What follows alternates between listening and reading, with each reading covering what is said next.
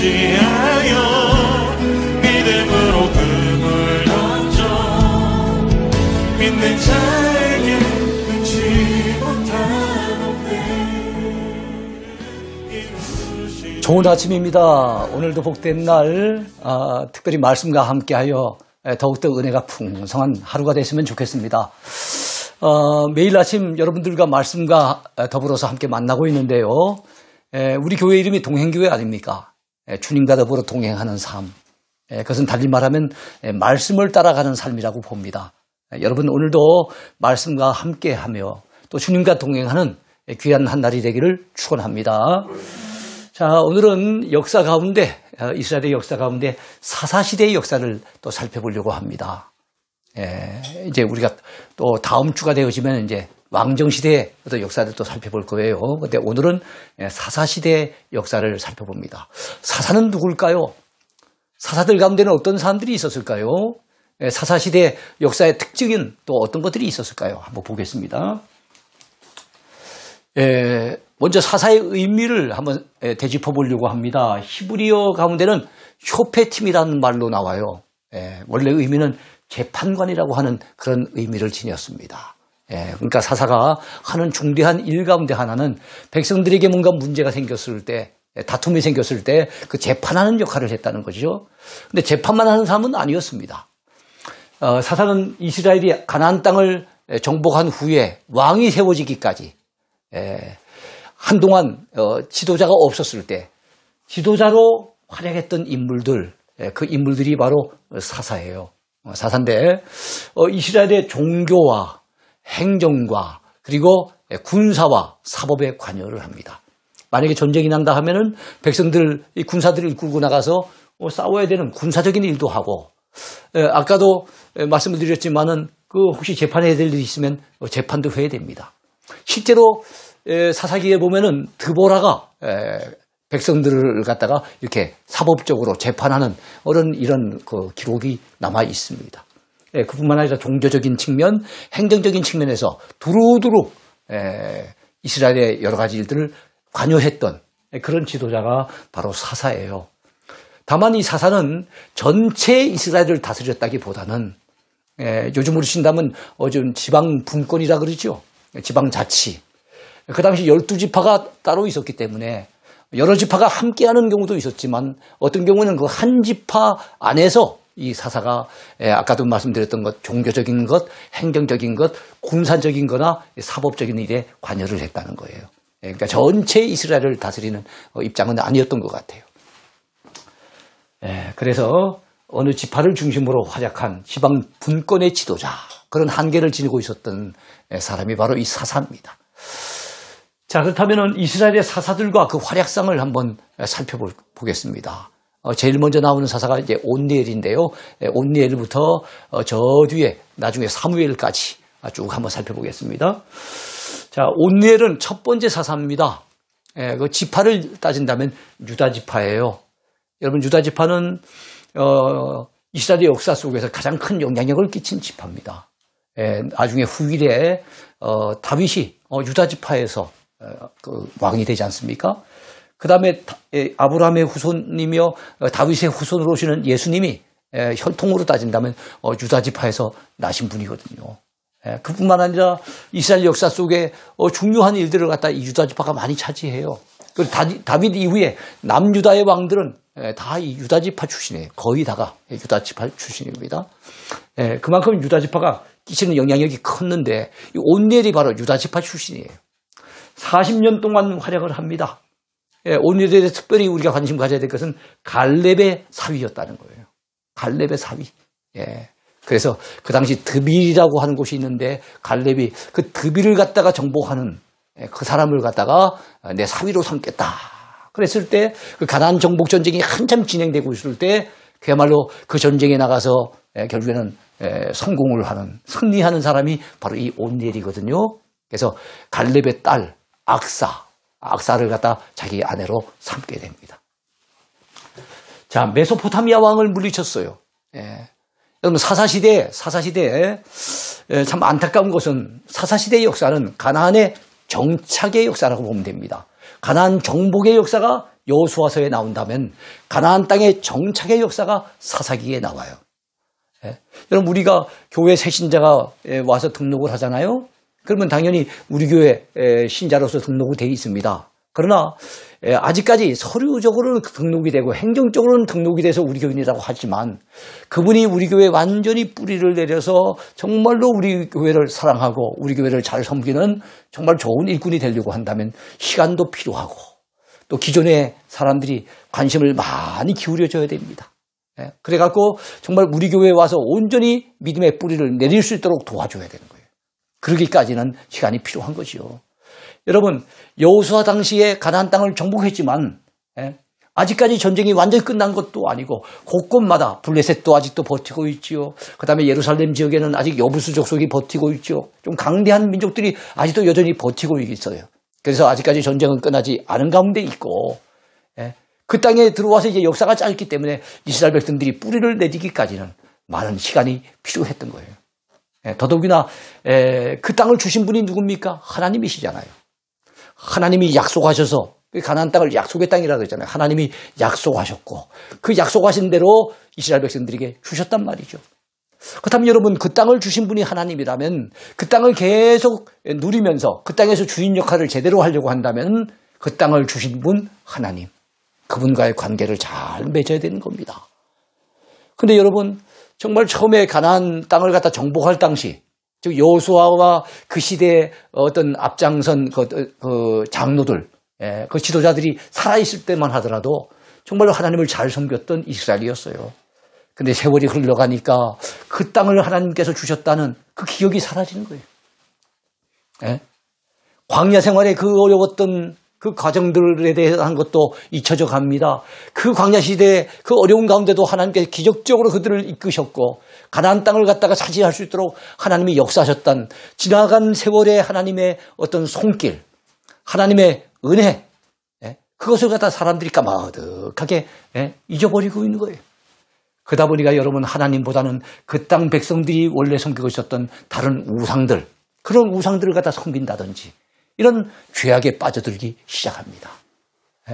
참 오늘날 우리 한국교회도 선교사님들이 처음 들어와서 목숨 걸고 자기 인생을 걸고 생명을 걸고 우리에게 이 복음을 갖다 전해 주었어요. 처음 복음을 받을 때 가난했던 시절, 어려웠던 시절에 복음을 받았어요.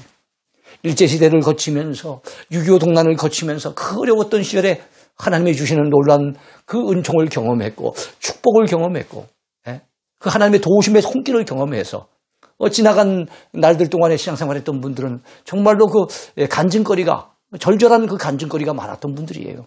그러니까 믿음 생활이 열심히 있었고 정말로 그들의 신앙이 뜨거웠었죠. 근데 세월이 흐르고 우리 한국의 기독교 복음이 들어온 지도 140여 년이 넘어서고 이러다 보니까 사람들에게서 언제부턴가 이제는 신앙이 점점 약화가 되고 하나님의 은혜에 대한 기억들이 점점 사라져가고 지난날 베푸셨던 하나님의 그 놀라운 축복과 놀라운 그 구원의 역사를 잊어가고 있는 것은 아닌지 우리가 한번 돌아보게 돼요. 사사시대의 역사가 바로 그랬습니다.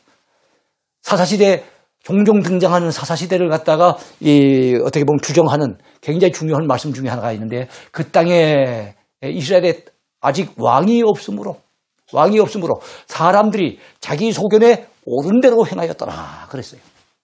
달리 말하면 이스라엘을 이끄는 왕이 없었기 때문에 사람들이 제멋대로 행하였더라 이 말이에요. 자기가 옳다고 생각하는 그 방식대로 제멋대로 행했다는 겁니다. 그야말로 무질서하고 무법천지가 돼 있었다는 거예요. 그런 시대가 바로 사사시대예요. 그러면 얼마나 안타깝습니까?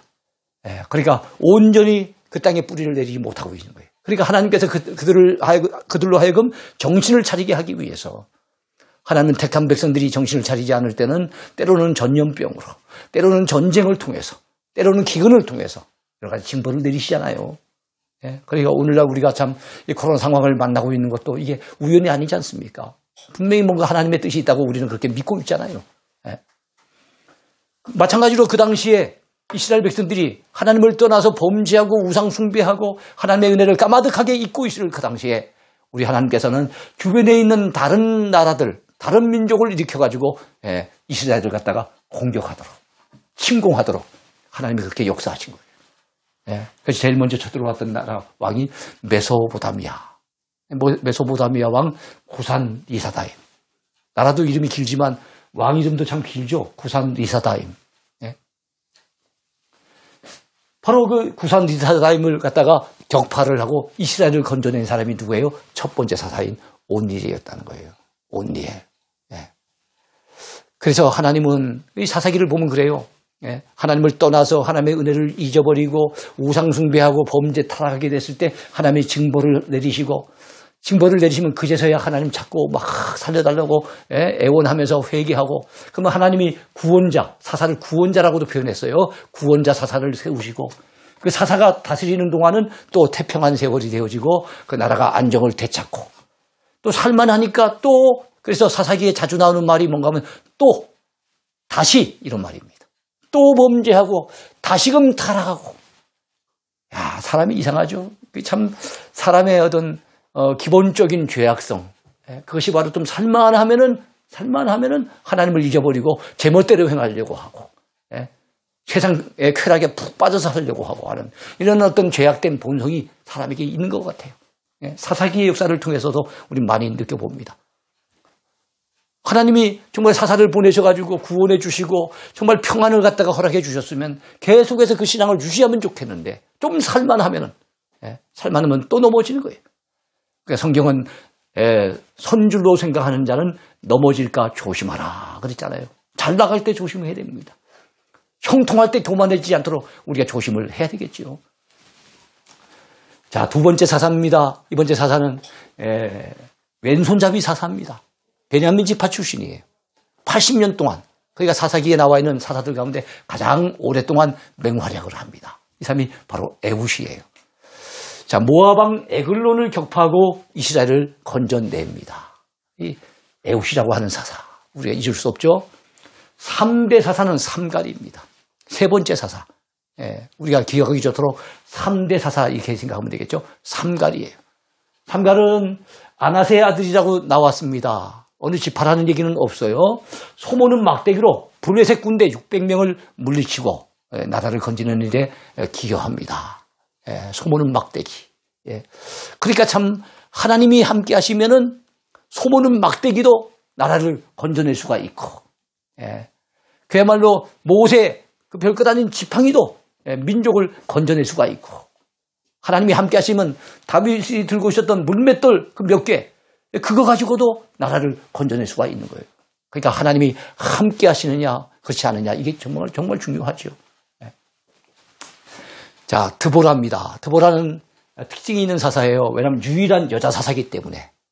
순서를 따진다면 네 번째 사사입니다. 에브라임 지파 출신이에요. 에브라임 지파. 여러분, 요셉은 어떻게 되는가 하면은 두 아들이 있었잖아요. 두 아들. 큰 아들이 므낫세, 둘째 아들이 에브라임 아닙니까? 그래가지고 그 므낫세와 에브라임이 이제 그 아버지의 뒤를 이어가지고 그 복을 받게 되는데, 다른 지파는 여러분 이제 한 지파만 되는 겁니다. 근데 요셉의 후손들은 두 지파를 차지해요. 이스라엘의 12지파 가운데 두 지파를 차지합니다. 그렇다면 이제 계산상 좀 여기서 계산을 해야 될 부분이 있어요. 아니, 야곱에게는 12아들이 있었는데 12아들이 12지파로 알고 있는데, 그렇다면은 요셉의 아들이 둘이나 지파가 돼서 므낫세 지파, 에브라임 지파 이렇게 된다면은 13이 되지 않겠는가 이 생각할 수 있잖아요. 여러분, 여기서 지파라고 하는 것은 지방자치제, 지방분권제, 즉 가나안 땅을 정복했을 때 땅을 어느 지역에 분배받았느냐, 그 지역에서 그들이 삶의 터전을 갖다 이루게 되고 그 지역에서 여러분 또 하나님을 섬기며 살게 되잖아요. 그래서 이 땅 분배받은 기업과 지파가 밀접한 관련이 있습니다. 레위 지파는 넓은 땅이 필요 없는 사람들이에요. 왜냐하면 그들은 제사적인 일을 하고 하나님을 섬기는 종교적인 일만 하기 때문에 그들이 기거하는 성읍만 있으면 되지, 뭐 목초지가 필요한다든지 농토가 필요하다든지 그건 아니잖아요. 그래서 우리가 일반적으로 알고 있기는 12지파 하면은 야곱의 12아들 이렇게 알고 있지만, 그는 일부는 맞고 일부는 좀 틀려요. 그래서 12지파를 얘기할 때 그것은 기업을 받을 땅이 관련이 있고, 거기서 레위지파는 빠져나갑니다. 레위지파의 기업은 하나님인 거예요. 하나님을 섬기는 종교적인 일을 하는 사람들에게 성경은 하나님, 여호와 하나님이 너희의 기업이다 이렇게 말씀해요. 그래서 그 땅을 분배받는 것은 레위는 빠지고 대신에 요셉의 두 아들인 므낫세와 에브라임이 들어가는 거예요. 그걸 꼭 기억하시기 바랍니다. 자, 그 가운데 그래서 드보라는 에브라임 지파 출신이에요. 약 40년 동안 활약을 합니다. 가나안 땅 야빈을 격파하고 이스라엘을 건져내는 여자 사사. 예, 드보라죠. 예.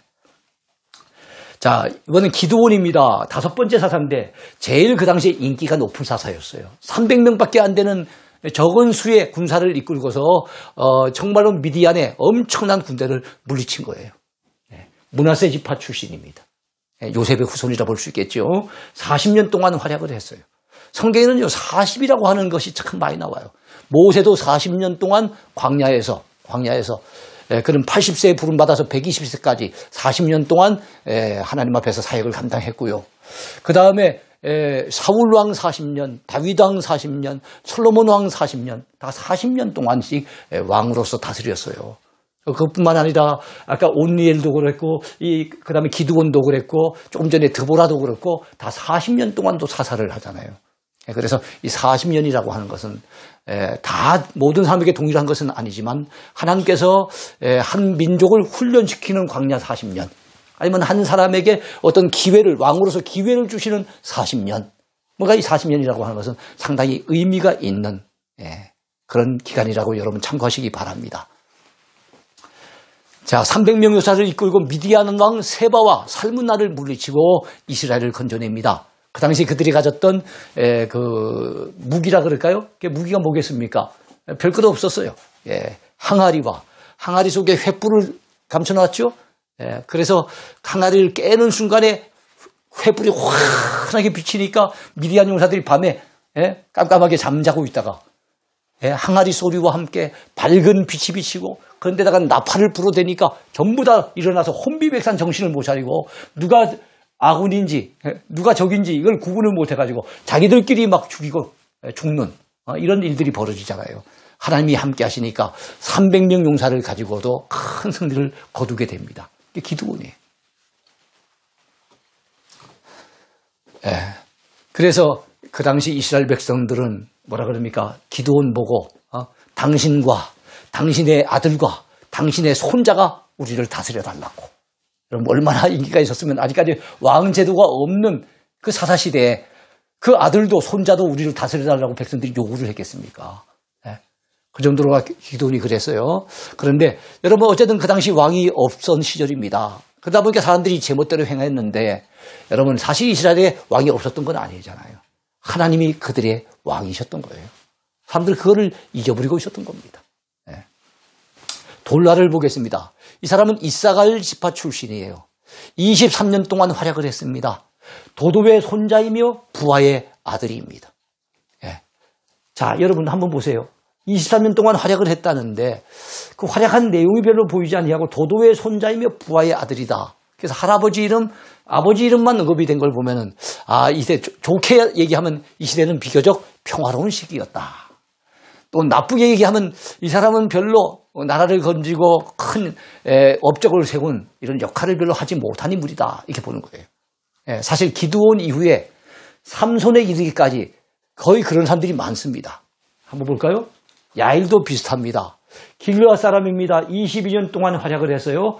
아들 30명이 어린 낙이 30匹를 타고 다녔다는 게 그게 성경의 기록이 다예요. 아들을 30명 낳았으니까 많이 낳았죠. 거기 어린 나귀를 갖다가 한 필씩 다 줘가지고 이 아이들이 그 나귀 타고 다녔다는 거예요. 그 동네 사람들이 이렇게 보면은 그 30필이 쫙 움직일 때, 저 야일의 아들들이 다니는구나. 요즘 우리 쓴다면은 30명의 자식이 있는데 티코 한 대씩 뽑아줘갖고 티코 30대 가지고 쫙 같이 움직이고 있는 모습이나 비슷하다 보면 됩니다. 이 역시도 어떻게 보면 평화로운 시기였다는 뜻이고 어떻게 보면 별로 큰 공로가 없었던 이런 사람이라 보면 되겠어요. 입다는 좀 특징적이에요. 공로도 있었지만 안타까운 문제도 있었던 사람이에요. 그런 길르앗 사람으로서 어느 지파라고는 얘기를 하지 않아요. 그러나 길르앗 사람 하면 므낫세 지파일 가능성이 높아요. 자, 6년 동안 활약을 합니다. 그렇게 오래 활약은 안 했어요. 안 했는데 암몬 왕을 격파하고 이스라엘을 구했다 그랬습니다. 그러니까 이 사람은 구했던 실질적인 업적이 있었던 거예요. 근데 안타까운 것은 잘못된 서원을 합니다. 암몬과의 전쟁을 나가기 전에 하나님 앞에 서원을 하거든요. 서원이라는 것은 하나님이 어떻게 하시면 저도 어떻게 하겠습니다. 하나님 앞에 기도를 하는데 뭔가 약속을 갖다 담보해서 기도를 할 때 그걸 서원 기도를 하거든요. 근데 이 서원 기도는 잘해야 됩니다. 근데 뭐라고 하는가 하면 하나님 제가 전쟁에서 이번에 이기게 한다면 해주신다면 암몬을 물리치고 승리하게 해주신다면 제가 돌아왔을 때 저를 제일 먼저 맞이하는 사람을 제가 잡아서 제물로 하나님 앞에 바치겠습니다. 이런 거예요. 여러분 우리 하나님은 짐승을 잡아서 하나님 앞에 제사를 드리는 것은 받으셨지만 사람을 제물로 요구하신 적은 한 번도 없어요. 물론 딱 한 번 있긴 했었죠. 그것은 아브라함에게 이삭을 바치라고 하는 그것은 여러분 사람의 생명을 요구해서가 아니에요. 아브라함의 믿음을 테스트하기 위해서 딱 한 번 있었을 뿐이고 하나님은 사람의 생명을 건지려고 하시는 분이시지 사람의 생명을 제물로 바쳐서 제사 지내는 거 하나님 원치 않으세요. 몰렉신을 섬긴다든지 다른 우상을 섬길 때 자기 아들을 갖다 잡아서 이렇게 바친다든지 이런 경우 많이 있었어요. 그건 이방의 잘못된 신앙에서는 있었지만 하나님을 믿는 신앙에서는 그런 게 없습니다. 근데 이 암몬은 잘못된 기도를 한 거예요. 하나님 제가 승리하고 돌아오게 해준다면 제일 먼저 맞이한 사람을 하나님 앞에 제물로 바치겠습니다 했는데 아뿔싸 누가 제일 먼저 맞이합니까? 아버지 승리하셨군요 하면서 하나밖에 없는 무남 동료 아들도 없고 딸 하나밖에 없는데 그 무남 동료가 제일 먼저 맞이하는 거예요. 여러분 얼마나 안타까웠겠습니까? 하나님 앞에 서원을 했으니 안 바칠 수도 없었겠죠. 그게 비극적인 사사가 되는 사람이 있다요. 그 성경에 정확하게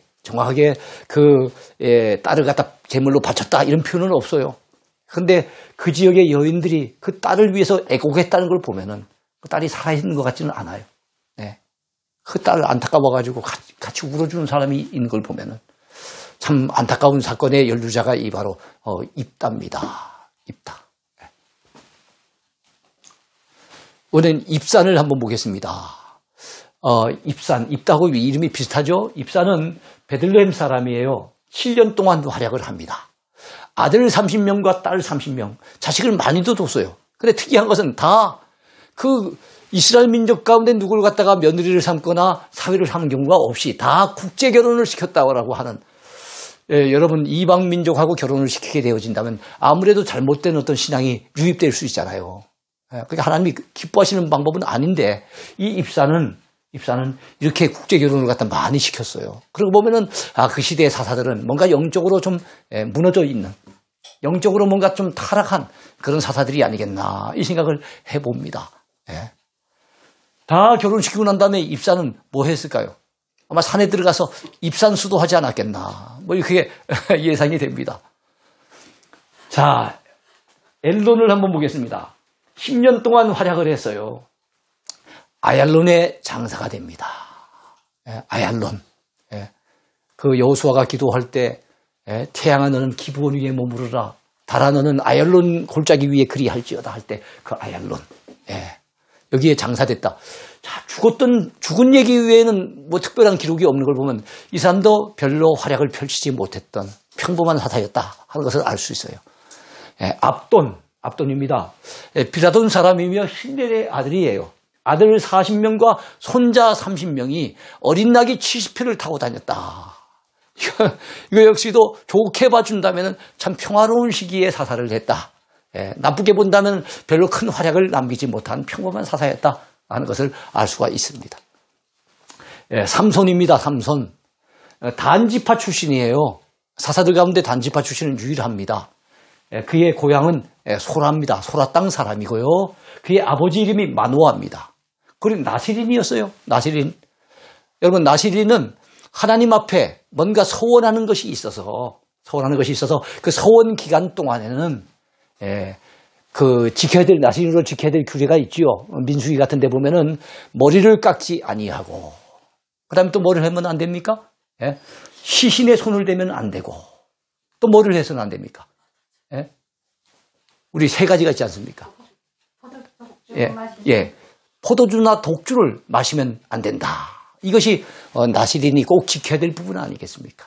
자, 그런데 삼손은 그걸 갖다가 다짐을 한 거예요. 그래서 우리가 나시린 하면 일평생 나시린이라 생각하기 쉬운데 그게 아닙니다. 어떤 사람은 1년 동안, 어떤 사람은 3년 동안, 어떤 사람은 7년 동안 자기가 정할 수 있었어요. 물론 일평생 나시린으로 산 사람도 있었겠지요. 네. 40년 동안 활약을 합니다. 블레셋을 격파했어요. 그래서 삼손이 물리친 대상하면 블레셋입니다. 그리고 이스라엘을 구했어요. 사실은 가나안 7족속은 아니지만 가나안 땅에 사는 사람들 가운데 이스라엘을 가장 괴롭혔던 이웃의 민족은 이 블레셋이라 보면 되겠어요. 자, 그런 특별히 안타까운 것은 힘이 장사합니다. 예. 하나님께서 힘을 엄청나게 주셔가지고, 예. 그래서 낙이 턱뼈 하나로 가지고 1000명을 갖다 물리치기도 하고 그럴 정도로 갖다가 힘이 장사인데 문제는 그는 여인에게 약했어요. 예. 이성에게 약했습니다. 그래서 거쳐갔던 여인이 딥나의 여인, 제일 먼저 아내로 삼았던 사람이죠. 그 다음에 가사의 기생, 소래 꼴짜기의 들리다. 예. 이런 사람들이 바로 이 여인들과 더불어서 다 블레셋 여인들입니다. 연문을 뿌리다가 결국엔 자멸의 길을 걷잖아요. 예. 자기의 힘의 원천에 대해서 궁금히 여긴 블레셋 사람들이 첩자를 파견하죠. 그게 누굽니까? 들리라잖아요. 이 들리다가 들리라 말라한 그런 아주 부드러운 소리로 달콤한 소리로 갖다가 그 도대체 힘의 원천이 뭐냐라고 물었을 때 결국에는 토설하고 말잖아요. 그래서 여러분 두 눈이 뽑힌 채로 끌려가서 참 연자맷돌을 돌리는 그 삼손을 보세요. 물론 하나님께서 마지막에 그 원수를 갚을 수 있도록 마지막에 힘을 주셨긴 하지만 참 안타까워요. 세상에 한눈 팔다가 두 눈이 뽑힌 바 되어진 안타까운 인물. 그 사람이 누굽니까? 바로 이 삼손이에요. 예. 다음에 엘리가 있습니다. 삼손보다 더 안타까운 인물이죠. 레위 지파 출신입니다. 그는 제사장이면서 사사 역할을 했어요. 그의 아들 홈리와 비느하스가 타락의 길을 걸었는데 그것을 막지 못했어요. 예. 그래서 블레셋에게 법궤를 빼앗깁니다. 이스라엘 역사 속에 법궤를 빼앗겼다. 우리 군대로 친다면 전쟁이 났는데 군기를 빼앗긴 것보다도 더 충격적인 일이에요. 더 불명예해요. 하나님이 함께 하시는 임재의 상징인 법궤를 적에게 뺏겼으니 얼마나 안타까운 일입니까? 그 소식을 전해 듣고 자기 두 아들이 그 전쟁에서 죽었다는 소식과 법궤를 빼앗겼다는 소식을 그 충격적인 소식을 전해 듣고 결국에는 의자에 앉아있다가 쓰러져서 결국엔 목뼈가 부러져서 죽게 된 사람 엘리예요. 그 당시 그의 나이 98세. 그의 며느리가 자식을 낳는데 자식을 낳으면서 죽어갑니다. 그러면서 그 이름을 뭐라고 짓습니까? 이가봇. 이가봇이라는 말은 이스라엘에서 하나님의 영광이 떠났다는 거예요. 그러니까 여러분 이 엘리 시대는 영적으로 정말 어두운 시대. 이스라엘 가운데 하나님의 영광이 떠나버린 시대. 달리 말하면 이가봇 시대라고 얘기할 수 있어요. 안타까운 시대죠. 근데 이 시대를 갖다 돌이킨 인물이 드디어 나타납니다. 어떻게 보면 마지막 사사라고 볼 수 있는 거예요. 그리고 사울 왕과 그 다음에 또 이 다윗에게 기름을 부어가지고 왕정시대의 기초를 놓았던 그 사람이 바로 사무엘이죠. 자, 그는 레위 지파 출신입니다. 아버지는 엘가나, 어머니는 한나예요. 아들을 낳지 못해서 한이 서렸던 한나. 그 대적이었던 분인나 때문에 늘 갖다가 막 끌어대니까 늘 마음에 상처가 많았던 한나. 아마 사람마다 이 분인나라고 하는 존재가 있을 수 있을 거예요. 나를 갖다 괴롭히고 힘들게 하고 나의 마음에 상처를 주고 그 사람 때문에 너무 참 힘겨운 이런 대상이 있을 수 있습니다. 자, 역시 사무엘도 나시린이었어요. 여러분 뭐 한나 얘기하다가 좀 이제 지나갔습니다만 그 한나가 그런 아픔과 그런 절절한 고통을 안고서 하나님 앞에 가서 자기 마음을 통하면서 간절하게 기도함으로 어떻게 됩니까? 그 사무엘을 얻게 되잖아요. 자, 그런데 이 사무엘은 이스라엘의 정말로 위대한 믿음의 영도자가 됩니다. 블레셋을 격파하고 이스라엘을 구해내죠. 과거에 승리하고 법궤를 빼앗겼던 그때를 생각하고 블레셋이 자신만만해서 막 공격을 했거든요. 새로운 지도자가 세워졌다니까 어디 한번 공격해보자 싶어 공격해 왔는데 이번엔 지도자가 다르잖아요. 예? 깨어있는 지도자가 아닙니까? 영적으로 무장된 지도자가 아닙니까? 하나님이 들어 쓰시는 지도자가 아닙니까? 그래갖고 결국엔 큰 승리를 거둡니다. 예? 그래갖고 여러분 그 재단을 세우는데 그 재단의 이름을 갖다 뭐라고 얘기합니까? 에베네셀. 예? 예? 그 기념비를 세우는데 에베네셀이라 그랬어요. 여호와께서 여기까지 도우셨다. 하나님이 여기까지 우리를 도우셨다라고 하는 에베네셀이라고 하는 기념비를 세우지요. 바로 그 시대가 에베네셀의 시대가 되게 된 것이에요. 예? 그러면서 그 사무엘은 백성들을 불러 모아가지고 미스바라고 하는 곳에서 여러분 대성회를 엽니다. 회개운동을 일으킵니다. 영적인 부흥운동을 일으킵니다. 백성들이 모여가지고 하나님 앞에 그동안의 죄를 갖다 회개하면서 눈물을 쏟습니다. 하나님의 은혜를 구합니다. 예? 그래서 영적인 대각성운동이 일어나게 되거든요.